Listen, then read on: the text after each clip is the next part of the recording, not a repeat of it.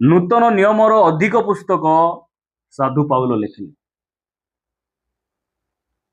ଯୀଶୁଙ୍କ ସହିତ ଯେମାନେ ବସିଲେ ଉଠିଲେ ସେମାନଙ୍କ ପାଖରେ ଏତେ ପ୍ରକାଶନ ନାହିଁ। ମାତ୍ର ସାଧୁ ପାଉଲ ଜଣେ ଜୁନିୟର ବ୍ୟକ୍ତି, ସେ ପରେ ପରେ ସେ ପ୍ରଭୁଙ୍କ ନିକଟକୁ ଆସୁଛନ୍ତି। ମାତ୍ର ତାଙ୍କ ପାଖରେ ପରମେଶ୍ୱର ଏତେ ପ୍ରକାଶନ ଦେଇଛନ୍ତି। ଅନେକ ମଣ୍ଡଳୀ ସ୍ଥାପନ କଲେ, ଅନେକ ନୂତନ ନିୟମର ଅଧିକ ପୁସ୍ତକ ସେ ଲେଖିଲେ। ସେ ଜଣେ ଉଚ୍ଚ ଶିକ୍ଷିତ ବ୍ୟକ୍ତି, ପୃଥିବୀର ନମ୍ବର 1 ପ୍ରେରିତ। ମାତ୍ର ସେ କହୁଛନ୍ତି, ଏହି ଗାଲାତୀୟ 6:14 ସେ କହୁଛନ୍ତି, କିନ୍ତୁ ଆମ୍ଭମାନଙ୍କ ପ୍ରଭୁ ଯୀଶୁ ଖ୍ରୀଷ୍ଟଙ୍କର କ୍ରୁଶ ବ୍ୟତୀତ ଆଉ କାହିଁରେ ଦର୍ପ କରିବା ମୋ ଠାରୁ ଦୂରେ ଥାଉ। ପ୍ରିୟମାନେ, ଏଇଟା ଆମେ ଖ୍ରୀଷ୍ଟ ବିଶ୍ୱାସୀ ମାନେ ଜାଣିବାର ଅଛି। ଆମେ ଯଦି ଦର୍ପ କରିବାର ଅଛି, ଯଦି ଗର୍ବ କରିବାର ଅଛି, ଯୀଶୁ ଖ୍ରୀଷ୍ଟଙ୍କର କ୍ରୁଶକୁ ନେଇ ଗର୍ବ କରିବାର ଅଛି। କଣ ପାଇଁ ସେଇ କ୍ରୁଶକୁ ନେଇକିନା ଆମେ ଗର୍ବ କରିବାର ଅଛି? କାରଣ ସେଇ କ୍ରୁଶ ଆମେ ଜାଣିନଥିବା ସମୟରେ କ୍ରୁଶ କଣ ଖାଲି କାଠ ଆକା ଥିଲା। କ୍ରୁଶ କଣ ସେଟା ଗୋଟେ ଅପରାଧୀ ମାନଙ୍କୁ ହତ୍ୟା କରିବାର ଗୋଟେ ଅସ୍ତ୍ର ବୋଲି ଲୋକମାନେ ଜାଣୁଥିଲେ। ମାତ୍ର ଯେବେ ଆମେ କ୍ରୁଶକୁ ବୁଝିଗଲୁ, ସାଧୁ ପାଉଲ ଖ୍ରୀଷ୍ଟିଆନ ଲୋକମାନଙ୍କୁ ତାଳନା କରିବା ଲୋକ ଥିଲେ, ନିଦା ତାଳନା କରିବା ଲୋକ ଥିଲେ। ମାତ୍ର ପରବର୍ତ୍ତୀ ସମୟରେ ସେ ଖ୍ରୀଷ୍ଟଙ୍କୁ ନେଇ ସେ କଣ କରୁଛନ୍ତି? ଗର୍ବ କରୁଛନ୍ତି, ଦର୍ପ କରୁଛନ୍ତି। ଆଉ ସେ ମଣ୍ଡଳୀ ନିକଟକୁ ସେଇ ପତ୍ର ଲେଖୁଛନ୍ତି। ପ୍ରିୟମାନେ, ପ୍ରଭୁଙ୍କର ଗୌରବ ଯଦି ଆପଣ ପଢିବେ ଯେ ଏହି ଗାଲାତୀୟ ମଣ୍ଡଳୀର ବିଶ୍ୱାସୀ ମାନଙ୍କୁ ସେ 3:1 କହୁଛନ୍ତି, ହେ ନିର୍ବୋଧ ଗାଲାତୀୟ ମାନେ, କିଏ ତୁମ୍ଭମାନଙ୍କୁ ମୋହିତ କଲା? ତୁମ୍ଭମାନଙ୍କ ଚକ୍ଷୁ ସମ୍ମୁଖରେ ତ କ୍ରୁଶରେ ହତ ଯୀଶୁ ଖ୍ରୀଷ୍ଟଙ୍କ ଚିତ୍ର ଅଙ୍କିତ ହୋଇଥିଲା। ଗାଲାତୀୟ ମଣ୍ଡଳୀର ବିଶ୍ୱାସୀ ମାନେ ପରବର୍ତ୍ତୀ ସମୟରେ କଣ ହେଇଛନ୍ତି? ଏମାନେ ଶିଥିଳ ହେଇଯାଇଛନ୍ତି। କଣ ହେଇଯାଇଛନ୍ତି? ଶିଥିଳ ହେଇଯାଇଛନ୍ତି। ଏମାନଙ୍କର ଆଗ ଭଳି ଉଦ୍యోଗ ନାହିଁ, ଆଗ ଭଳି ପ୍ରାର୍ଥନା ଆସିବାର ନାହିଁ।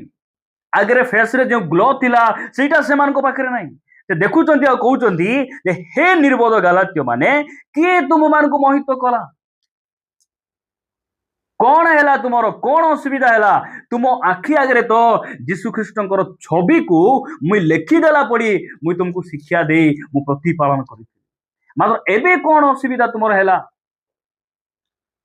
ସେ କହୁଛନ୍ତି ପରବର୍ତ୍ତୀ ସମୟରେ ଯେ ଯୀଶୁ ଖ୍ରୀଷ୍ଟଙ୍କର କ୍ରୁଶ ଛଡା ମୁଁ କାହିଁରେ ବି ଦର୍ପ କରିପାରିବି। ଅନେକ ସମୟରେ ପ୍ରିୟମାନେ ଆମେ ବିଭିନ୍ନ ବିଷୟ ନେଇକିନା ଆମେ କଣ କରୁ? ଦର୍ପ କରୁ। ମୋ ପରି କିଏ ଅଛି? ମୋ ପରି ଇନକମ୍ କିଏ କରୁଛି? ମୋ ପରି କିଏ ପ୍ରଚାର କରିପାରିବ? ମୋ ପରି ଗୀତ କିଏ ଗାଇପାରିବ? ମୋ ପରି ଦାନ କିଏ ଦେଉଛି? এই প্রকার অনেক প্রকার বিষয় নেই সে গর্ব করুনাহাନ୍ତି। গোটে বিষয় সে গর্ব করছেন, কଣ? ক্রুশ, ଯୀଶୁଖ୍ରୀଷ୍ଟଙ୍କର କ୍ରୁଶ। ପ୍ରିୟ ମାନେ, এই କ୍ରୁଶର ମୂଲ୍ୟକୁ ଆମେ ବୁଝିବା। ଆଜିର ପ୍ରସଙ୍ଗ ହେଲା, ଆପଣ କ୍ରୁଶର ମୂଲ୍ୟ ଜାଣନ୍ତି କି? କ୍ରୁଶର ମୂଲ୍ୟ ଜାଣିଥିଲେ ଆମେ ସେ କ୍ରୁଶକୁ ନେଇକିନା ଆମେ ଦର୍ପ କରିପାରିବୁ। ଅନେକଙ୍କୁ କ୍ରୁଶର ମୂଲ୍ୟ ଜଣା ନାହିଁ, କିନ୍ତୁ ଆପଣ ଆଉ ମୁଁ এই କ୍ରୁଶ ଆମକୁ କଣ କଣ ପ୍ରଦାନ କରିଛି, କ୍ରୁଶର ମୂଲ୍ୟକୁ ଆମେ ବୁଝିବାର ଅଛି। କ୍ରୁଶର ମୂଲ୍ୟ ଲୋକମାନଙ୍କୁ ଜଣା ନାହିଁ, ସେଥିପାଇଁ କ୍ରୁଶ ଟାଟୁ କରିଥିବେ ହାତରେ, ସେ ହାତରେ ମଦ ବୋଟଲ ଧରିଥିବେ। ମୂଲ୍ୟ ଜଣା ନାହିଁ ଭାଇ, ନହେଲେ ଏମାନେ ପାପ କରିନଥାନ୍ତେ। ଯୋଉ ହାତରେ କୃଷ ଗାତର ଟାଟୁ ହେଇଥିବ ସେଠି ଭାଙ୍ଗ ଫାପଡ଼ିକିନା ଖାଉଥିବେ। କାହିଁକି? କ୍ରୁଶର ମୂଲ୍ୟ ଜଣା ନାହିଁ। ଦିନେ ଜଣେ ପୋଲିସ ବୁଲୁ ବୁଲୁ ଗୋଟେ ଚୋରକୁ ଧରିଲେ। ଧରଲା ପରେ ମାଟ ଧୋଇ ଏତେ ମାରୁଛନ୍ତି, ମାରୁ ମାରୁ ମାରୁ ସେ ଆରି ଦେଖିଦେଲେ କୃଷ କାଟ ଗୋଟେ ଟାଟୁ କରିଦେଇଛି ସେ ଚୋର। ଅଧିକ ମାଟ, ତୁ ଖ୍ରୀଷ୍ଟିଆନ ଲୋକ ହେଇ କଣ ଚୋରି କରୁଛୁ ବୋଲି ଅଧିକ ମାରିଲା। ସେ କହୁଛି, ନାଇଁ ଆଜ୍ଞା, ଏଟା ସେ ମଝିର କୃଷ ନାହିଁ, ସାଇଡର କୃଷ। ଏଟା କୋଉଠିର କୃଷ? ସାଇଡ ବଡର କୃଷ ଆଜ୍ଞା। ପ୍ରିୟ ମାନେ, କିଏ ଯଦି କୃଷ କାଟ ଅଳା ହେଇ ଆସିଲେ ଏ ଯୀଶୁଙ୍କ ଲୋକ ବୋଲି ଗ୍ରହଣ କରନ୍ତୁ ନାହିଁ। ମଝିର କୃଷ ନା ସାଇଡର କୃଷ ସେଟା ବି ଚିହ୍ନବା। ହଁ, कृष काट कपाल रे लगाई दे कृष काट सोनार चेन पिंधि कृष काट रूपार खाड़ू पिंधि आसले तुम भावतु ना एटा मजूरी कृष बोली दुई लोक कृष काट पिंधि पार्टी जो दुई अक्षर भाषा अच्छी बोले कु कृष सेटा एटा साइड रो कृष से परिवर्तन ही नथिबा चोरर कृष सेटा मात्र जे मझिर कृष पिंधि से कृष उपरे देखा जीव नाही से हृदय रे परिधान करिथिबो आ तार सब किछि परिवर्तन कृषर मूल्य को बुझवा अनेक कृषर मूल्य को बुझी नांती सेति पई आदि आगरे जेमति थिले आदि मध्य सेमति अछि प्रिय माने मु प्रभु को धन्यवाद दिए आपण आ मु कृषर मूल्य को बुझबारु आज कोन हेचु आमे भलो रास्ता रे आसी आमे परिवर्तन हेई पारिछु मु जाने ना केते परिमाण रे आमे बुझिछु मात्र जदि आउरी भलो रे बुझी जिबा ताहेले आमे प्रभु को राज्य पई गोटे योग्य हेई पार प्रभु को आगमन पई आमे गोटे ठीक भाव राइटली गोटे आमे प्रिपरेशन हेई पार प्रभु को गौरव हो मु आपण मानकू अल्प केतरा कथा कही उत्साहित करबा पई चाहे जे प्रकृत रे कृषर मूल्य को आज आमे बुझबा प्रथम रे आमे गोटे वाक्य पढ़िबा मु आपण मानकू अल्प समय भितरे पांचटा कथा कहबा पई चाहे जे कृषर मूल्य आमे बुझबा कोन सेटा आपण माने प्रथम पितर 2 अध्याय को आसंतु 2 अध्याय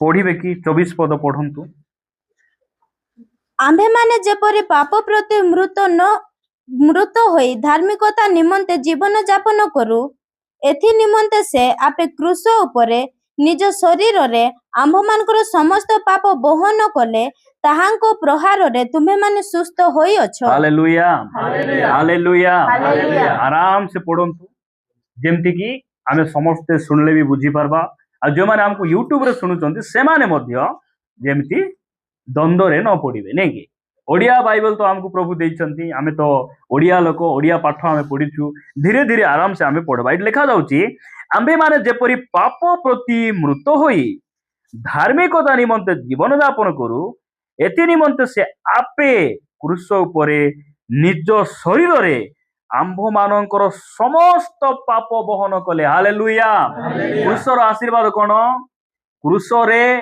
प्रभु यीशु ख्रीस्ट मृत्यु वरण करी आपण मानकर मोर समस्त पाप केतरा पाप समस्त पाप कहतु समस्त पाप समस्त पाप समस्त पाप समस्त पाप शैतान बेले बेले कहबो सेटा सिना क्षमा हैला सेटा क्षमा हेची तोर सेटा क्षमा होली हैला परी पाप सेटा बोली भाबुचु बोलला परी हमर माइंड रे से डालबो से हमर माइंड भीतर डालबो से हां कुमना बेटनेला सिना क्षमा हेबो मालिस राणी थिलु सेटा क्षमा हेबो बोलला परी से हमको कहबो बेले बेले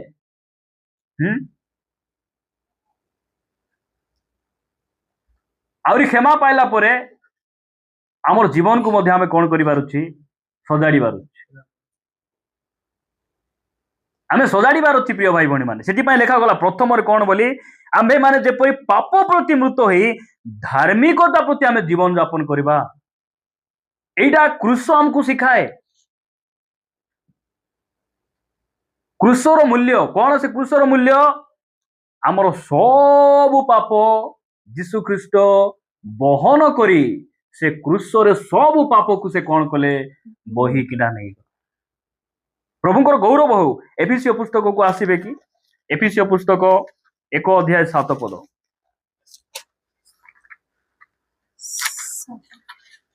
एक अध्याय 7 पद ताहांको अनुग्रह रूप निधि अनुसार आम्भे माने सेही प्रियतमंको ठारे ताहांको रक्त द्वारा सेही प्रियतम बोले आमर यीशु ख्रीस्ट ताहा सेही प्रियतमंको ठारे ताहांकर रक्त द्वारा मुक्ति अर्थात अपराध सबुरु क्षमा प्राप्त होई अछु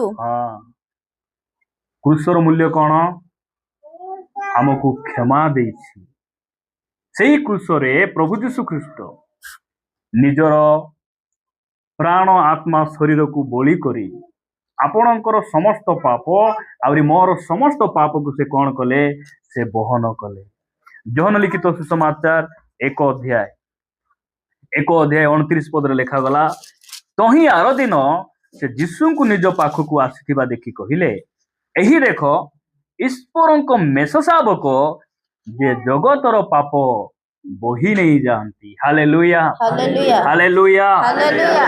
ଆମର ପାପ ସବୁ ପାପ ଯୀଶୁ ଖ୍ରୀଷ୍ଟ ବହନ କରି ସେ କ୍ରୁଶରେ ସେ ପାପକୁ ସେ କଣ କଲେ, ପୂର୍ବରୁ ପଶ୍ଚିମ ଯେତେ ଦୂର ସେତେ ଦୂର ପର୍ଯ୍ୟନ୍ତ।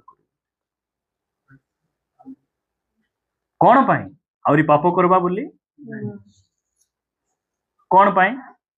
କଣ ପାଇଁ ଦୂର କଲେ? ଆମେ ଧାର୍ମିକତା ପ୍ରତି ବଞ୍ଚିବା। ଆମେ ସେଥିପାଇଁ ଆମର ସବୁ ପାପକୁ ସେ ବହନ କଲେ।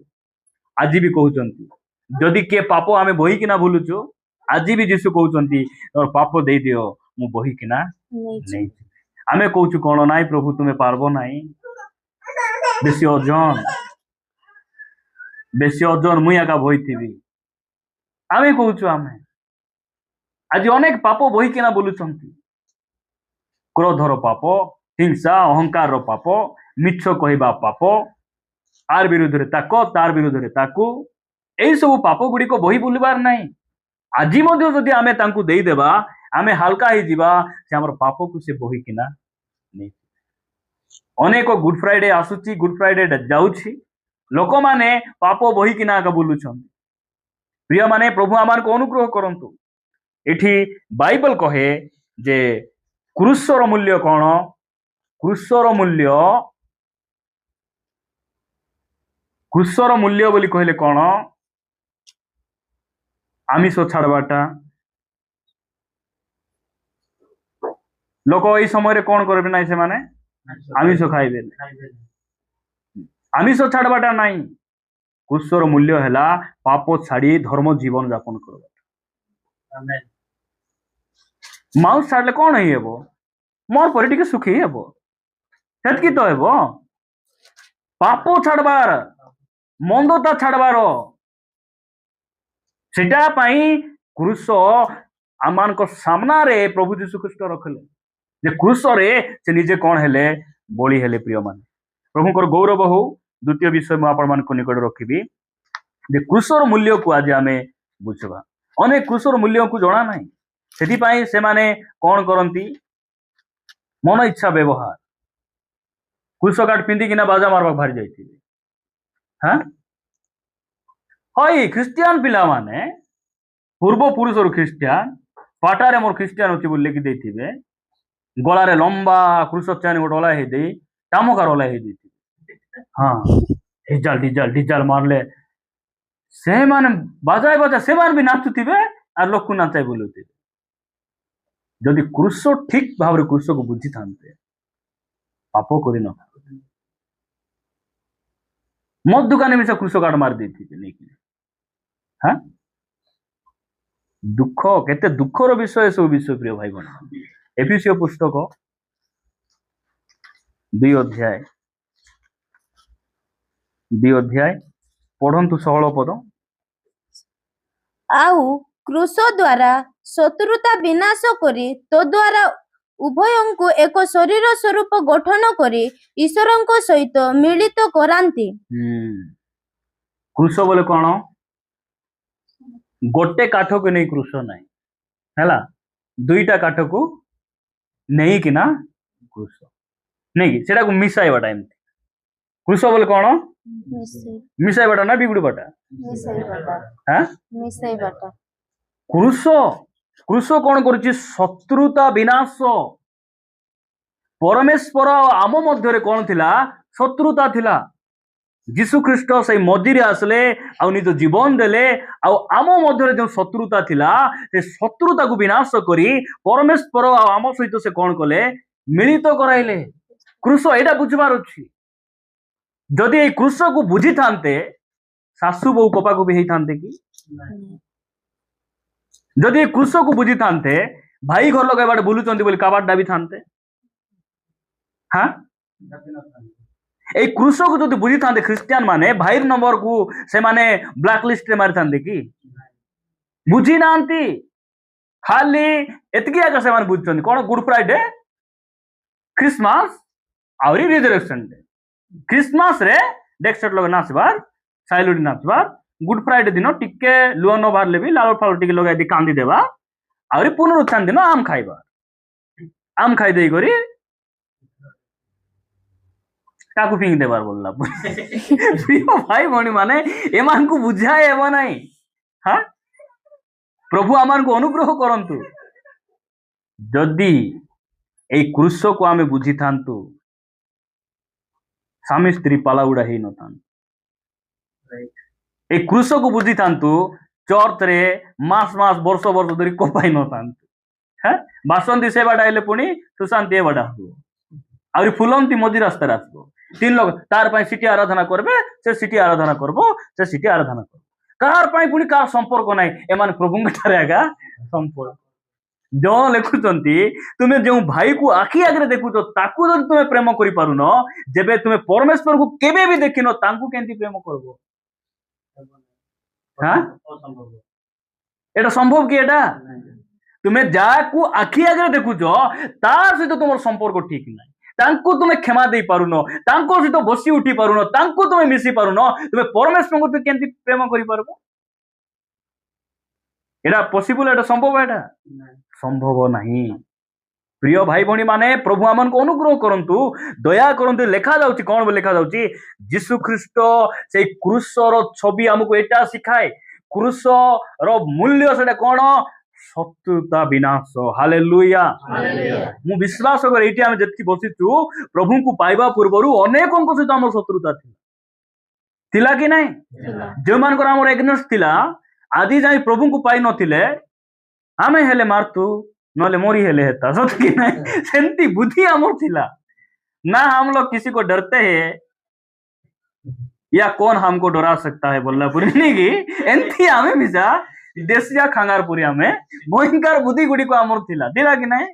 हां, पिंटू भाई थिला बोले थिबा हैला। काई बोले जतकी चुटी जार जार छोट अछि सेमन छोट कहबे हैला। हमर संतोषर चुटी शॉर्ट अछि, जे शॉर्ट कहबो से सेंती टाइप रो कथा। प्रिय भाई बहन, ଆମେ ସେମିତି ଥିଲୁ, ମାତ୍ର ଏବେ ଅଛି କି? ଏବେ ଶତ୍ରୁତା ଅଛି କି? ମୁଇଁ ତ ଯେଉଁମାନେ ଶତ୍ରୁ, ମୁଁ ସେମାନଙ୍କୁ ଟିଫିନ ମାଗି ଦିଏ। ରାସ୍ତା ଇଆଡେ ସିଆଡେ ଯେତିକି ମୋର ବିରୋଧରେ ପ୍ରଚାର କରିବା ଲୋକଙ୍କୁ ମୁଁ ଇଆଡେ ଯଦି ଗଲେ, ଘରେ ଯଦି କୋଲ୍ଡ ଥିଲେ ଡାକି ପିଇବାକୁ ଦିଏ।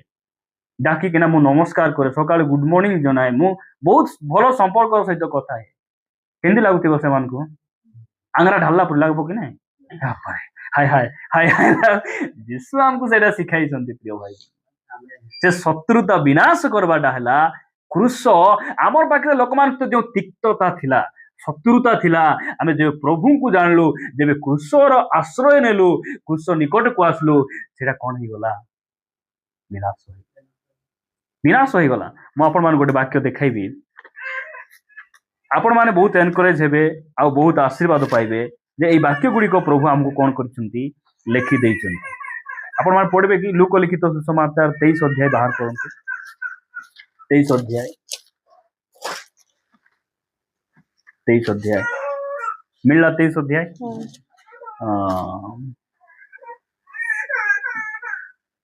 23 ଅଧ୍ୟାୟ 34 ପଦ ପଢ।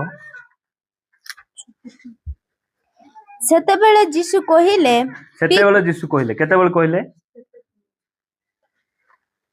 ସେତେବେଳେ ବୋଲେ କେତେବେଳେ? ମୁଇଁ ସେଟା ପଚାରୁଛି। ସେତେବେଳେ ଯୀଶୁ କହିଲେ କେତେବେଳେ ବୋଲେ ସେମାନେ କୃଷରେ ସେ 3ଟା କଣ୍ଟାରେ ଝୁଲିଛନ୍ତି। ସେତେବେଳେ, ସେତେବେଳେ ବୋଲେ ଖାଲି ସେତେବେଳେ କି? ହଁ, ମୁଁ ଭାବିଲି ଚର୍ଚ୍ଚରେ ବସିଲା ବେଳେ ବୋଲି ଭାବୁଛି। ନାଇଁ କି? ଆମେ ଚର୍ଚ୍ଚରେ ବସିଲେ ଭଲ ଇନକମ ଚାଲିଥିବ, ବ୍ୟବସାୟ ଚାଲିଥିବ, କାରରେ ବସିଲେ ବି ଆମେ ଏମିତି କହିପାରିବୁ। ମାତ୍ର ଯୀଶୁ କେତେବେଳେ କହୁଛନ୍ତି? ସେ କୃଷରେ 3ଟା କଣ୍ଟାରେ ଝୁଲବା ସମୟରେ ମୁଣ୍ଡରେ କଣ୍ଟାର ମୁକୁଟ ପିନ୍ଧି, ତାଙ୍କର ଭାଷା ଦେଖ। ଯୀଶୁ ଖ୍ରୀଷ୍ଟଙ୍କର ମୁଖର ଶବ୍ଦ ଟିକେ ଆପଣ ଦେଖନ୍ତୁ। କୃଷର ମୂଲ୍ୟକୁ ବୁଝା ଆମେ ଜାଣିବାର ଅଛି। ପ୍ରିୟ ଭାଇ ଭଉଣୀ ମାନେ, କୃଷ ଆମକୁ ଏଇଟା ଶିଖାଏ, କୃଷ ଆମକୁ ଏଇ ସନ୍ଦେଶ ଦିଏ। କଣ ସେଟା? ସେତେବେଳେ ଯୀଶୁ ସେମାନଙ୍କୁ କହିଲେ, କଣ ବୋଲି କହିଲେ? ପିତ ଏମାନଙ୍କୁ କ୍ଷମା କର। ଏମାନଙ୍କୁ କ୍ଷମା କର। କାହାକୁ କ୍ଷମା କର? ଏଇ ଶତ୍ରୁ ମାନଙ୍କୁ କ୍ଷମା କର। ତାପରେ, କାରଣ ଏମାନେ କଣ କରୁଅଛନ୍ତି ତାହା ଜାଣନ୍ତି ନାହିଁ। ଏମାନେ କଣ କରୁଅଛନ୍ତି ତାହା ସେମାନେ ଜାଣନ୍ତି ନାହିଁ। କୃଷକୁ ଆମେ ବୁଝିବା। କୃଷ ବୋଲେ କଣ? କ୍ଷମା, କ୍ଷମାର ସ୍ଥାନ। ଆମର ପ୍ରଭୁ ସେଇ କୃଷରେ ଥାଇ ଶତ୍ରୁ ମାନଙ୍କୁ କ୍ଷମା ଦେଲେ। ସେଥିପାଇଁ ବାକ୍ୟରେ ଲେଖାଯାଏ, ଯେ ସୂର୍ଯ୍ୟ ଅସ୍ତ ନ ହଉଣୁ ମନର କ୍ରୋଧକୁ ତୁମେ କଣ କର? ଦୂର କରିଦିଅ। କ୍ରୋଧ ସମସ୍ତଙ୍କୁ ଲାଗେ। ଆମେ କେହି ମଧ୍ୟ ପରଫେକ୍ଟ ନାହୁଁ। ଆମେ କିଏ ଠିକ ଲୋକ ଅଛୁ? କିଏ ବି ଧାର୍ମିକ ନାହୁଁ। ଦେଖବାରେ, କହିବାରେ, କଥାବାର୍ତ୍ତା ହେବାରେ, ମିଶିବାରେ, ଦେଖା କୌଣସି ପ୍ରକାର ମଧ୍ୟ ପରସ୍ପରକୁ ଆମକୁ ବାଧା ଲାଗିବ। ମାତ୍ର ଖ୍ରୀଷ୍ଟିଆନର ଗୋଟେ ଗୁଣ ହେଲା କ୍ଷମା ଦେବାଟା ଆମର ଭିତରେ ରହିବାର ଅଛି। ଯେଉଁ ପରିବାରରେ କ୍ଷମା ନାହିଁ ସେ ପରିବାର ଭାଙ୍ଗିବ। ଯେଉଁ ମଣ୍ଡଳୀରେ ପରସ୍ପର ଭିତରେ କ୍ଷମା ନାହିଁ ସେ ମଣ୍ଡଳୀ ମଧ୍ୟ ଭାଙ୍ଗିବ। ଯୀଶୁ ଖ୍ରୀଷ୍ଟ ତାଙ୍କର ରାଜ୍ୟ ଆଜି ବି ବଢୁଛି। ଆଜି ସେ ଦୁନିଆରେ ନାହାନ୍ତି, ମାତ୍ର ଦିନକୁ ଦିନ ତାଙ୍କର ଅନୁଗାମୀ ମାନେ ଦିନକୁ ଦିନ ବଢୁଛନ୍ତି। କାହିଁକି? କାରଣ ସେ କ୍ଷମା ଦେଇକିନା ଜିତିଛନ୍ତି। ସେ ପ୍ରେମ କରିକିନା ଦୁନିଆକୁ ଜିତିଛନ୍ତି। ଆମେ କଣ? ଆମେ ଲୋକ ସହିତ ଚ୍ୟାଲେଞ୍ଜ କରି ଜିତବା ପାଇଁ ଚାହୁଁଛୁ। ଲୋକ ସହିତ ଯୁଦ୍ଧ କରିକିନା ଆମେ ଜିତବା ପାଇଁ ଚାହୁଁଛୁ। ଲୋକ ସହିତ ଆମେ ଦେଖା ହେଇକିନା ଆମେ ଜିତବା ପାଇଁ ଚାହୁଁଛୁ। ନାଇଁ ମୋର ପ୍ରିୟ ମାନେ, ଆମର ପ୍ରଭୁଙ୍କର ସ୍ୱଭାବ ତ ସେଟା ନାହିଁ। ଆମର ପ୍ରଭୁ ସେମିତି ନାହାନ୍ତି। ସେ ରାଜା ମାନଙ୍କ ରାଜା, ପ୍ରଭୁ ମାନଙ୍କର ପ୍ରଭୁ ହେଲେ ମଧ୍ୟ ସେ ଗୁହାଳ କଣ୍ଡରେ ସେ ଜନ୍ମ ହେଲେ, ଆଉ ବଢେଇ କରି ସେ ବଞ୍ଚିଲେ, ଆଉ ତାଙ୍କର ମରଣ କ୍ରୁଶରେ ହେଲା, ଆଉ ସେ କଣ ହେଲେ? ସେ ଶେଷରେ ମରଣକୁ ବିଜୟ କରି ସେ ପୁନରୁତ୍ଥିତ। ସେଥିପାଇଁ ସାଧୁ ପାଉଲ ଲେଖୁଛନ୍ତି, କ୍ରୁଶରେ ଦର୍ପ କରିବା ଛଡା ଅନ୍ୟ କୌଣସି ବିଷୟ ମୋ ଠାରୁ ଦୂରେ ଥାଉ। ତାଙ୍କର ବିଷୟରେ ଅନ୍ୟ କୌଣସି ବିଷୟ ବୋଲି କାହିଁକି ସେ ଲେଖୁଛନ୍ତି? ତାଙ୍କ ପାଖରେ ଗୁଡାଏ ବିଷୟ ଥିଲା, ସେ ଦର୍ପ କରିପାରିଥାନ୍ତେ। କାରଣ ସେ ସେଇ ସମୟରେ ଜେରୁସାଲେମରେ ଗୋଟେ ବାଇବଲ କଲେଜ ଥିଲା, ଆଉ ସେଠିର ପ୍ରଫେସର ଥିଲେ ଗମଲିୟ। ଗମଲିୟଙ୍କ ପାଦ ତଳେ ବସି ପାଉଲ କଣ କରିଥିଲେ? ଅନେକ ଥିଓଲୋଜି ସେ ପଢିଥିଲେ। ମାତ୍ର ସେଇ ସବୁ ଥିଓଲୋଜି ଯୀଶୁଙ୍କ ପାଇଁ କିଛି କାମ ନଥିଲା। ସେଇ ଥିଓଲୋଜି ଦ୍ୱାରା ସେ ପୁସ୍ତକ ଗୁଡିକ ଲେଖିଲେ ନାହିଁ। ଯୀଶୁ ଖ୍ରୀଷ୍ଟ ତାଙ୍କୁ ଦାମାସ୍କସ ପଥରେ ଯେଉଁ ଦର୍ଶନ ଦେଇ ପ୍ରକାଶନ ଦେଲେ, ପ୍ରଭୁଙ୍କୁ ଭୟ କରି ସେତେବେଳେ ଆଗକୁ ବଢିଲେ, ସେ ଅନେକ ପୁସ୍ତକ ଗୁଡିକ ଲେଖିଲେ, ଅନେକ ମଣ୍ଡଳୀ ସ୍ଥାପନ କଲେ। ତାଙ୍କର ରୁମାଲ ମଧ୍ୟ ଲୋକଙ୍କ ଉପରେ ପକାଇବାରୁ ଲୋକମାନେ ସୁସ୍ଥ ହେଇଯାଉଥିଲେ। କୋଉ ସାର୍ଟିଫିକେଟ ଫିଙ୍ଗିଲେ କାହିଁକି ହଲବାର ନାହିଁ? କୋଉ ସାର୍ଟିଫିକେଟ କାହାର ଉପରେ ନାହିଁ? ରୋକ ତ କିଛି ନାହିଁ, ଟିକେ ଆଡକୁ ଆଗା ହେବୁ, ଆଉ କିଛି ନାହିଁ। ସେଟା ମାତ୍ର ଅଭିଷେକ ହେଲା ସବୁଠାରୁ ବଡ। ପ୍ରିୟ ମାନେ, ପ୍ରଭୁଙ୍କର ଗୌରବ ହଉ। ଏଠି ଆମେ ଦେଖୁଛୁ, ଆପଣ ମାନଙ୍କୁ ମୁଁ ଆଉ ଗୋଟେ ପଦ ପଢେଇବି, ପଢିବେ କି? ସେଇ 23 ଅଧ୍ୟାୟ, ଲୁକ 23 ଅଧ୍ୟାୟ 12 ପଦ ପଢନ୍ତୁ। କଣ ଲେଖା ଯାଉଛି ସେଠି? ସେହି ଦିନ କେଉଁ ଦିନ? ଗୋଟେ ପଢିଲୁ ସେତେବେଳେ, ଆହୁରି ଗୋଟେ ଆମେ ପଢୁଛୁ ସେହି ଦିନ। କେଉଁ ଦିନ? ଯେବେ ଯୀଶୁଙ୍କର ବିଚାର ଚାଲିଛି, ଯେବେ ଯୀଶୁ ଶତ୍ରୁ ହସ୍ତରେ ସମର୍ପିତ ହେଇଛନ୍ତି, ସେହି ଦିନ। ଓ ପିଲାତ ହେରୋଦ କିଏ ପଢିବେ?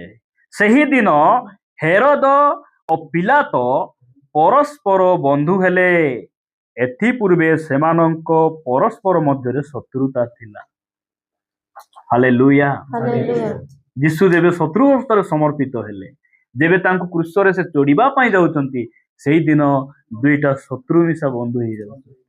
କିନ୍ତୁ ଆଜିର ଖ୍ରୀଷ୍ଟିଆନ ମାନେ, ଆଜିର ଏଇ ଗୁଡ ଫ୍ରାଇଡେ ପାଳନ କରିବା ବିଶ୍ୱାସୀ ମାନେ ସମ୍ପର୍କକୁ ଭାଙ୍ଗବା ବୁଦ୍ଧି ଯାକ ଆସୁଛି।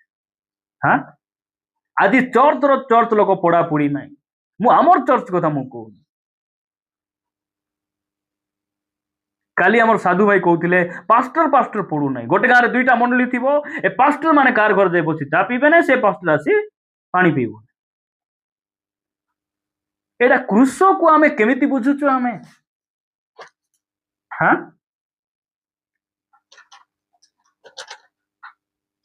ଏ ଶତ୍ରୁତା ବିନାଶ କରିବା ପାଇଁ ପ୍ରଭୁ ଆସିଲେ ନା ମିତ୍ରତା ବିନାଶ କରିବା ପାଇଁ ଆସିଲେ?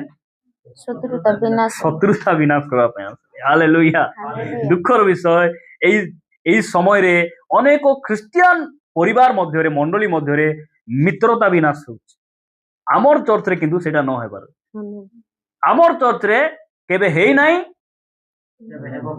କେବେ ହେଇନଥିଲା, କେବେ ହେଇନାହିଁ, କେବେ ହେବ ମିଶା କହିବା କି? ଆମେନ୍। ହାଲେଲୁୟା। ପ୍ରଭୁଙ୍କର ଗୌରବ ହଉ। ଆମର ମିତ୍ରତା ଦିନକୁ ଦିନ ବଢିବାର ଅଛି। ଆମର ବନ୍ଧୁତା, ସମ୍ପର୍କତା ଯୀଶୁ ଖ୍ରୀଷ୍ଟଙ୍କର ସେଇ ଅତୁଳନୀୟ ପ୍ରେମରେ ଆମର ମଣ୍ଡଳୀ ଦିନ ପ୍ରତିଦିନ, ଆମର ପରିବାର ଦିନ ପ୍ରତିଦିନ ବଢିବାର। ଏଠି ଦେଖୁଛୁ ଦ୍ୱିତୀୟ ବିଷୟ ଆମେ କଣ ଦେଖିଲୁ? କ୍ରୁଶର ମୂଲ୍ୟ ଶତ୍ରୁତା ବିନାଶ। ସେ କ୍ରୁଶ ଯେତେବେଳେ ଆମେ କୃଷ ସମ୍ବନ୍ଧରେ ଗୀତ ଗାଉଛୁ, କୃଷରେ ହତ ଯୀଶୁଙ୍କର ପୂଜା କରୁଛୁ, ମନେ ରଖନ୍ତୁ ଆମର ଭିତରେ କାଠାରେ ମଧ୍ୟ ତିକ୍ତତା ନ ରହିପାରୁଛି। ଶୈତାନର କାମ ହେଲା ମିତ୍ରତାକୁ ନଷ୍ଟ କରିବାଟା। ଶୈତାନର କାମ ହେଲା କଳିର ବୀଜ ବୁଣିବାଟା। ମୋର କଥା ନେଇ ସେ ଆମର ଧନ ଭାଇ ବିରୋଧରେ କହିବେ, ଧନ ଭାଇର କଥା ନେଇକିନା ସେ ରାମ ଭାଇ ବିରୋଧରେ କହିବେ। ଏଇଟା ଶୈତାନର କାମ। ଆଉ ଏଇ ଲୋକମାନଙ୍କୁ ସେ ବ୍ୟବହାର କରି ମଣ୍ଡଳୀରେ ଏମିତି ତିକ୍ତତା ଗୁଡ଼ିକ ସେ ଆଣିବ। କିନ୍ତୁ ଆମେ କୃଷକୁ ଭଲରେ ବୁଝିବା। କୃଷକୁ ଭଲରେ ବୁଝିଲେ କହିହେବ, ତୁ ଚିମରା ହେଇଥା ଆଲନା ଖାଇ, ମୁଇଁ ଜାଣିଛି ତୋର କଥାବାର୍ତ୍ତା ଦେଖିଲେ ମୁଇଁ ଜାଣୁଛି। ଶୈତାନ ଯଦି କହିବ ତୁମର ସବୁ ପାପ କ୍ଷମା ହେଇନାହିଁ, 20 ଟଙ୍କା ବେଟି ଆଣିଲାଟା କ୍ଷମା ହେଲା, 50,000 କାଢି ଆଣିଥିଲ ଯେ ଲୁଚି ସେଟା କ୍ଷମା ହେବ ନାହିଁ। କହିବାର ଅଛି ପ୍ରଭୁ ବାକ୍ୟରେ ଲେଖି ଦେଇଛନ୍ତି, ମୋର ସମସ୍ତ ପାପ ବହନ କରି କୃଷରେ ମୋର ପାପର ଦଣ୍ଡର ସବୁ ମୂଲ୍ୟକୁ ସେ ପେମେଣ୍ଟ କରି ସବୁ କ୍ଷମା କଲେ। ତାକୁ କହିବାର ଅଛି, ପୁରା ତାକୁ ଜବାବ ଦେବାର ଅଛି। ବହୁତ ଲୋକ ସତ କଥା ହେଇଥିବ ବୋଲି ସେ ପାପରେ ବାନ୍ଧି ହେଇକିନା ଆଜି ଯାଇ ସେଠି ରହିବାର ନାହିଁ। ଶୈତାନ ଆମକୁ ବେଳେ ବେଳେ ସେମିତି ସେ ମନ୍ଦ ଚିନ୍ତା ଗୁଡ଼ିକ, ନେଗେଟିଭ ଥଟ୍ ଗୁଡ଼ିକ ଆମର ମନରେ ଢାଳିକିନା ସେ କ'ଣ କରିବ, ତଳେ ଚାପିକିନା ରଖିବା ପାଇଁ ଚେଷ୍ଟା କରିବ। ପ୍ରଭୁ ଆମମାନଙ୍କୁ ଦୟା ଅନୁଗ୍ରହ କରନ୍ତୁ। ମୁଁ ଆପଣମାନଙ୍କୁ ତୃତୀୟ ବିଷୟ କହିବା ପାଇଁ ଚାହେଁ। ଗାଲାତୀୟ 3 ଅଧ୍ୟାୟ 14 ପଦ ପଢ଼।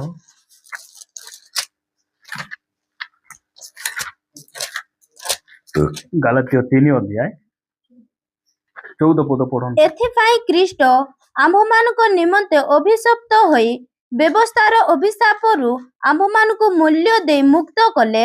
କାରଣ ଲେଖା ଅଛି, ଯେ କେହି ଖୁଣ୍ଟରେ ଟଙ୍ଗା ଯାଏ ସେ ଅଭିଶପ୍ତ। ଖୁଣ୍ଟରେ ବୋଲେ କୃଷରେ ହେଲା, ଯେ କୃଷରେ ଟଙ୍ଗା ଯିବ ସେ ଅଭିଶପ୍ତ। କୃଷର ମୂଲ୍ୟ କ'ଣ? କୃଷର ମୂଲ୍ୟ ଗୁଡ୍ ଫ୍ରାଇଡେ ଦିନେ ଆସି ଟିକେ ଲୁହ ଗୋଡ଼ାଇ ତାଳି ମାରି ଗୀତ ଗାଇବାଟା ନାହିଁ। କୃଷର ମୂଲ୍ୟ ଆମ ଅଭିଶାପରୁ ମୁକ୍ତ ହେଇଯାଏ। ଦେଖନ୍ତୁ, ଏଇଟା ଛୋଟିଆ ବିଷୟ ନାହିଁ। ଏଟା ପିଢ଼ି ଧରି ଯେଉଁ ଅଭିଶାପ ଆମ ଉପରେ ଥିଲା, ପୂର୍ବ ପୁରୁଷ କରିଥିବା ସବୁ ଅଭିଶାପ ଯୋଉ ଆମର ଉପରେ ପଡ଼ବାର ଥିଲା, ସେଇ ଅଭିଶାପରୁ ସେ ଆମକୁ କ'ଣ କରିଦେଲେ? ମୁକ୍ତ କରିଦେଲେ। କୃଷ ଆମକୁ ଅଭିଶାପରୁ ମୁକ୍ତ କରିଦେଇଛି। ପ୍ରିୟ ଭାଇ ଭଉଣୀ ମାନେ, ଆପଣ ମାନେ ପଢିବେ କଲୋସ୍ୟ ପୁସ୍ତକ 2 ଅଧ୍ୟାୟ 14 ଆଉ 15 ପଦ। କଲୋସ୍ୟ ପୁସ୍ତକ 2 ଅଧ୍ୟାୟ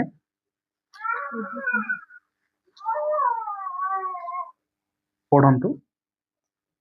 ପୁଣି ବିଧିବିଧାନରେ ଆମ୍ଭମାନଙ୍କ ବିରୁଦ୍ଧରେ ଯେଉଁ ଅଭିଶାପ ପତ୍ର ଥିଲା, ଅଭିଶାପ ନାହିଁ, ଅଭିଯୋଗ ହେଲା। ପୁଣି ବିଧିବିଧାନରେ ଆମ୍ଭମାନଙ୍କ ବିରୁଦ୍ଧରେ ଯେଉଁ ଅଭିଯୋଗ ପତ୍ର ଥିଲା, ତାହା ସେ ଲୋପ କରି କୃଷରେ ଟଙ୍ଗାଇ ଦେଇ ଆମ୍ଭମାନଙ୍କ ପଥରୁ ଦୂର କରିଦେଇଅଛନ୍ତି। ସମସ୍ତ ଆଧିପତ୍ୟ ଓ କର୍ତ୍ତାପଣର ଅସ୍ତ୍ରଶସ୍ତ୍ର ଛଡ଼ାଇ ପ୍ରକାଶରେ ସେମାନଙ୍କ ପ୍ରଦର୍ଶନ ପୂର୍ବକ କୃଷରେ ବିଜୟ ଯାତ୍ରା କରିଅଛନ୍ତି। କୃଷରେ ଲୋକ କହୁଛନ୍ତି ସେ ହାରିଗଲେ ବୋଲି କହୁଛନ୍ତି। କ'ଣ ବୋଲି କହୁଛନ୍ତି? ହାରିଗଲେ। ଯଦି ସେ ପ୍ରଭୁ ଥିଲେ, ଯଦି ସେ ପରମେଶ୍ୱର ଥିଲେ, କେମିତି କୃଷରେ ମରିଗଲେ? କେମିତି ହାରିଗଲେ ବୋଲୁଛନ୍ତି? ସେ ହାରି ନାହାନ୍ତି, କୃଷରେ ସେ ଜିତିଛନ୍ତି। କୃଷରେ କ'ଣ ହେଇଛନ୍ତି? ସେ ଜିତିଛନ୍ତି।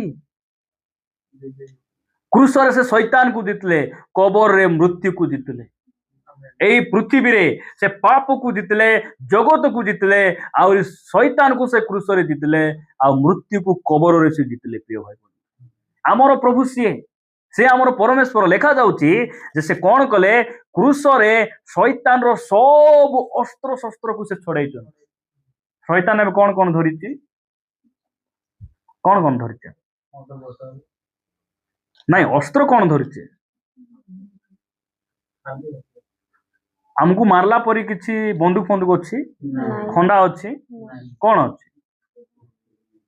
ଚାବି ବୋଲେ ଦାନ୍ତ ନାହିଁ ତାର ପାଖରେ। ଯୋଉ ଫଟୋରେ ଆସୁଛି ନା, ସେଟା ଖାଲି ଡ୍ରଇଂ ଖାଲି କରିଛନ୍ତି। ମାତ୍ର ଶୈତାନକୁ ବେଶୀ ଡରବେ କିଏ? କୁହନ୍ତୁ, ଏ ଶୈତାନ ବୋଲେ ବେଶୀ ଡରବେ କିଏ? ଭୂତ ପ୍ରେତ ବୋଲେ ବେଶୀ ଡରବେ କିଏ? ଯୀଶୁଙ୍କୁ ନ ଜାଣବା ଲୋକ ତ ସେମାନେ ଡରି ପୂଜା କରୁଛନ୍ତି। ଶୈତାନ ବୋଲେ ଯୋଉ ବୋଲେ ଆତ୍ମିକ ଖ୍ରୀଷ୍ଟିଆନ ମାନଙ୍କୁ କହୁନାହିଁ, ଏ ଖ୍ରୀଷ୍ଟିଆନ ସମାଜର ଲୋକମାନେ ମିଶ ଶୈତାନକୁ ବହୁତ ଡରୁ, ସେଥିପାଇଁ ଡସୁଛି କି ନାହିଁ। ଆଜ୍ଞା ମଜିଆ ଝିଅକୁ ଭୂତ ଲାଗିଛି, ଟିକେ ପ୍ରାର୍ଥନା କର। କଣ ପାଇଁ ଲାଗୁଛି? କିଛି ନ ଜାଣିଲା ଲୋକ ଡରୁଛ କି? ଏ ଦାନ୍ତ ନଥିବା ଲୋକ ଯୀଶୁ ତ ଦାନ୍ତ ଛଡାଇଲେ, ଧରିଥିବା ଅସ୍ତ୍ର ଶସ୍ତ୍ର ସବୁ ଛଡାଇକିନା ତାକୁ ପୁରା ଖୋର୍ଧୁମଟା କରି ଛାଡିଛନ୍ତି। ସେ ହାରିଥିବା ଶତ୍ରୁ, କେମିତି ଶତ୍ରୁ? ହାରିଥିବା ଶତ୍ରୁ। ଆହୁରି ଆମର ଜଣେ ମିତ୍ର, ସେ ଜିତିଥିବା ମିତ୍ର, ଯାହାଙ୍କ ନାମ ପ୍ରଭୁ ଯୀଶୁ ଖ୍ରୀଷ୍ଟ, ସେ ବିଜୟ ହେଇଥିବା ପରମେଶ୍ୱର। ଆମକୁ ସେ ବିଜୟ ଯାତ୍ରା ସେ ଆମକୁ କଢେଇ ନେଲେ ପ୍ରିୟ ଭାଇ, ସେ ଜିତିଛନ୍ତି। ସେ ସେଥିପାଇଁ କ୍ରୁଶ ଆମକୁ କଣ କରେ? ଆମକୁ ବିଜୟ ଦେଇଛି। କ୍ରୁଶର ମୂଲ୍ୟକୁ ଆମେ ବୁଝିବା। ଏଇ କ୍ରୁଶରେ ପ୍ରଭୁ ଯୀଶୁ ଖ୍ରୀଷ୍ଟ ଆମର ବିଧି ବିଧାନରେ ଯେତିକି ଅଭିଯୋଗ ପତ୍ର ଥିଲା, ଅଭିଯୋଗ ପତ୍ର କଣ? ଅଭିଯୋଗ ବୋଲେ କଣ? ଧନ ଭାଇ ରେଣ୍ଡୁ ବେଶୀ ପିଉଥିଲେ, ଗୋଟେ ଅଭିଯୋଗ ଥିଲା କି ନାଇଁ? ମଦୁଆ ଅଭିଯୋଗ ଥିଲା କି ନାଇଁ? ଏବେ ଅଛି କି? କେ ଦୂର କଲେ? ପ୍ରଭୁ ଦୂର କଲେ। ଚର୍ଣ୍ଣା ବୋଲି ଆମର ଅଭିଯୋଗ ଥିଲା, ଟକି ବାୟା ବୋଲି ଅଭିଯୋଗ ଥିଲା। ଏ ଟକି ବାୟା ମାନଙ୍କର ପାଇଁ ସାନ ସ୍ୱର୍ଗ ଅଛି କି? ନର୍କ ଆଗା କି ନା? ଏମାନେ ଦଣ୍ଡ ପାଇବାକୁ ଯୋଗ୍ୟ। ସବୁ ଅଭିଯୋଗକୁ କଣ କଲେ? ଯେତିକି ଫାଇଲ ଥିଲା ସବୁ ଫାଇଲ ଏମିତି ଉଲ୍ଟାଇଲେ। କୋଉ ଫାଇଲ ଅଛି? ଯେତିକି ଧନ ଭାଇ ଜହନ ଭାଇର ଯେତିକି ଫାଇଲ ଅଛି ସବୁ ଏମିତି ଉଲ୍ଟାଇଲେ। ଆହୁରି ସବୁ ଫାଇଲକୁ ଯୀଶୁ ଖ୍ରୀଷ୍ଟ ମଝିରେ କଣ କଲେ? ଚିରିଦେଲେ, କ୍ରୁଶରେ ଟଙ୍ଗାଇ ପୁରା ସମସ୍ତଙ୍କର ସାମ୍ନା ଦଣ୍ଡଦାତା ବିଚାରକର୍ତ୍ତା ଯେ ନେଇକି ପିତା ପ୍ରଭୁ ଏମାନଙ୍କ ପାଇଁ ମୁଁ ମରୁଛି, ଆହୁରି ସବୁ ଅଭିଯୋଗ କଣ କଲି? ଚିରିଲି, ଆଉ ପୁରା ଦୂର କରିଦେଲି। ଏମାନେ ଏବେ ପୁରା ମୁକ୍ତ, କିଛି ଦଣ୍ଡ ନାହିଁ। ସେଥିପାଇଁ ସାଧୁ ପାଉଲ ଲେଖୁଛନ୍ତି, ବର୍ତ୍ତମାନ ଯେ ଖ୍ରୀଷ୍ଟଙ୍କ ଠାରେ ଅଛି ତାହାଙ୍କ ଠାରେ କୌଣସି ଦଣ୍ଡାଜ୍ଞା ନାହିଁ। କ୍ରୁଶର ମୂଲ୍ୟକୁ ଆମେ ବୁଝିବା। ସେଥିପାଇଁ କ୍ରୁଶ ଉପରେ ପିନ୍ଧନ୍ତୁ ନାହିଁ, ଭିତରେ ପିନ୍ଧନ୍ତୁ। ଭିତରେ ଭୟଙ୍କର ଟାଟୁ ମାନ କରିଦେଇଥିବେ। ଆରେ ସମ୍ମାନ ସେ ଗୁ କୁଡିରେ ବସିକିନା ସେ ହାତେ ସେ ଧରି ପୁରା ତାଳି ମାରି ମାରି ମାରି ଜୁଆ ଖେଳୁଥିବେ, ଦେଖିଛ କି ନାଇଁ? ଏତେ ଗନ୍ଧ, ଏତେ ବାସ୍ନା। ଆମର ଜନ ଭାଇ ଡାକି ନେଇଥିଲେ ଗୋଟେ ମାରବାଡି ଦୋକାନରେ ଗାଡି ବିକବାକୁ ନା କଣ କରିବା ଯାଇଥିଲୁ। ବାବା, ସେ ଲୋକମାନେ ବସୁଛନ୍ତି କେମିତି? ତାଙ୍କର ଶକ୍ତି କୋଉଠି ଅଛି ସେଠି ବସବାଟା? ମୁଁ ବୁଝିବି ଯା। ଏତେ ଗନ୍ଧ, ଏତେ ଗନ୍ଧ। ଆରାମରେ ବସି କୁଶ କାର୍ଡ ଯାକ ଦେହ ଯାକ କରିଦେଇ ଆରାମସେ ବସି, ତୁମେ କିଏ? ନାଇଁ ଆମେ ଖ୍ରୀଷ୍ଟିଆନ ସାଇଡ ଲୋକ। ଦେଖୁନ କୃଷ ପିଠିଆଡେ ବି କରିଛି ବୋଲା ବୋଲି ଥିବେ ସେମାନେ। ଛାତିରେ ମୋର କୃଷ, କପାଳରେ ମୋର କୃଷ, ସବୁଆଡେ ମୋର କୃଷ, ପାଟିରେ ମୋର ଭାଙ୍ଗ ବୋଲା ବୋଲି ଏମାନେ ବୋଲେ ମୂଲ୍ୟ ବୁଝି ନାହାନ୍ତି, କୃଷର ମୂଲ୍ୟ ବୁଝି ନାହାନ୍ତି। ପ୍ରିୟ ଭାଇ ଭଉଣୀ ମାନେ, ପ୍ରଭୁ ଆମମାନଙ୍କୁ ଅନୁଗ୍ରହ କରନ୍ତୁ। ଆମେ ଏଠି ଦେଖୁଛୁ କଣ? ଯେ କୃଷରେ ପ୍ରଭୁ ଯୀଶୁ ଖ୍ରୀଷ୍ଟ ଆମର ସବୁ ଅଭିଯୋଗ ପତ୍ରକୁ ସେ ଖଣ୍ଡନ କଲେ। ଶେଷ କଥା ପଢି ଆମେ ପ୍ରାର୍ଥନା କରିବା। ଲୁକ ଲିଖିତ ସୁସମାଚାର 23 ଅଧ୍ୟାୟ 43 ପଦ ପଢି ଦିଅନ୍ତୁ। 23 ଅଧ୍ୟାୟ 43 ପଦ।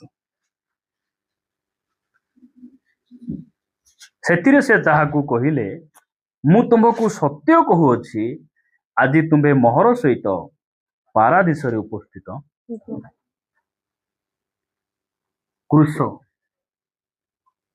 କୃଷ ଆମକୁ କଣ କରିଛି? ରକ୍ଷା କରିଛି, ଆମକୁ ରକ୍ଷା କରିଦେଲା। ସେଇଦିନ କୃଷରେ ଝୁଲୁଥିଲା ଏଇ ଚୋର। ଯୀଶୁଖ୍ରୀଷ୍ଟଙ୍କୁ ବାସ୍ତବରେ ଏ ଚୋର ମାନଙ୍କ ସହିତ କାହିଁକି ନେଇକିନା ମଝିରେ ରଖିଲେ? ତାଙ୍କୁ କୃଷରେ ତ ଚଢାଇଲେ, ଆହୁରି ଚୋର ମାନଙ୍କ ସହିତ ନେଇକିନା ରଖିଦେଇଛନ୍ତି। ଆମକୁ ମାରବା ତ ମାରବା, କେମିତି ମାରବା? ଅପମାନ କରିକିନା ମାରବା ବୋଲବା ବୁଦ୍ଧି ତାଙ୍କର। ସେ କାହିଁକି ଅପମାନ ହେବେ? ତାଙ୍କର କି ଭୁଲ ଅଛି? ସେ ଚ୍ୟାଲେଞ୍ଜ କଲେ, ମୋର ଯଦି ପାପ ଅଛି ପ୍ରମାଣ କରି ଦେଖାଅ।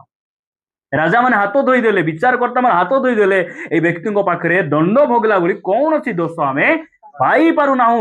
ସେଥିପାଇଁ ଏ ବ୍ୟକ୍ତିକୁ ମୁକ୍ତ କରାଯାଉ। ପିଲାତ କେତେ ଚେଷ୍ଟା କଲେ ମୁକ୍ତ କରାଯାଉ, ମାତ୍ର ଯିହୁଦୀ ମାନେ କହିଲେ ତାର ଦଣ୍ଡ ଆମର ଉପରେ ଆମର ସନ୍ତାନ ମାନଙ୍କ ଉପରେ ବର୍ତ୍ତୁଛି ନା କ୍ରୁଶରେ ତାକୁ ଚଢା ଯାଉ। ଠିକ ଅଛି, ତୁମର କଥାରେ ଆମେ ତାଙ୍କୁ କଣ କଲୁ ସମର୍ପଣ କଲୁ। ଏମାନେ କ୍ରୁଶରେ ନେଇ ଚଢାଇଲେ, ଚୋର ମାନଙ୍କ ସହିତ ଡକାୟତ ମାନଙ୍କ ସହିତ ନେଇକିନା ଚଢାଇଲା ପରେ ଯୀଶୁ ଖ୍ରୀଷ୍ଟ କ୍ରୁଶରେ ଥାଇ ମଧ୍ୟ ଗୋଟେ ଆତ୍ମାକୁ ସେ ରକ୍ଷା କରୁଛନ୍ତି। କ୍ରୁଶରେ ଥାଇ ବି ସେ କାମ କରୁଛନ୍ତି। ଆମେ ବସିକିନା ଆମେ ଉଠିଲା ବେଲେ ଆନ୍ନା, ଠିଆ ଉଠିଲେ ବସିଲେ ବୋଲେ ଆନ୍ନା, ନାଇଁ କି ଆମକୁ ସୁଖ ନଇଲା ପରି ଆମେ କାଲି ରବିବାର ପ୍ରଭୁ ମୁଁ କୋଉ ଆଡେ ମୁଖ ଫିଟାଇବି ପ୍ରଭୁ, ଗାମଲା ଏତେ ଟେକି ଟେକି ଧନ୍ୟବାଦ ଦେଇହେବ କି ପ୍ରଭୁ ବୋଲିଲା ପରି ନେଇ ଆମେ କେତେ କପା ହେଇକିନା ବସିଥିବୁ। ବାଧା ଆସିବାଟା ବାଧା ଆସିଲା ବୋଲି କହିବାଟା ଠିକ, ମାତ୍ର ଓଭର ଆକ୍ଟିଂ କରବାଟା ଠିକ ନାହିଁ। ଓଭର ଆକ୍ଟିଂ କରବ, ଓଭର ସମସ୍ୟା ମିଶା ଆସିପାରେ। ଓଭର ଆକ୍ଟିଂ ନାହିଁ, ଯେତିକି ଅଛି ଲିମିଟ ମେ ଥାଅ, ସେଟା ଠିକ ଅଛି ସେଟା, ହଁ କି ନାହିଁ? ଓଭର ଆକ୍ଟିଂ ନାହିଁ। ଅଜୟ ଉଠି ନ ପାରିଲା ପରେ ସମସ୍ୟା ହେଲା, ସେ ଆସିଲା ନାହିଁ, ସତ କଥା ହେଲା ସେଟା, ନାଇଁ କି ସେଟା ସତ କଥା ସେଟା। କିନ୍ତୁ ବାଧା ଅଛି ପ୍ରଭୁ ଜାଣିନାହାନ୍ତି କି? ଥମନାରେ ଆକୁ ଗାମଲା ଟେକି ଚାବି ଟେକିଲୁ କି କୁହନ୍ତି ଗୋଟେ କଥା, ଯୋଉ ଲୋକ ବସି ଆରାଧନା କରୁନେ ମୁଖ ପିଟାଉ ନାହିଁ, ଦେଖିଛ ପ୍ରଭୁ ସେତେ ମାନେ ଛେତେ ସେମିତି କାମ କରିବାର କି ହାଲେ କହିବାର କି ନା କହିବି ପ୍ରଭୁ ବୋଲନା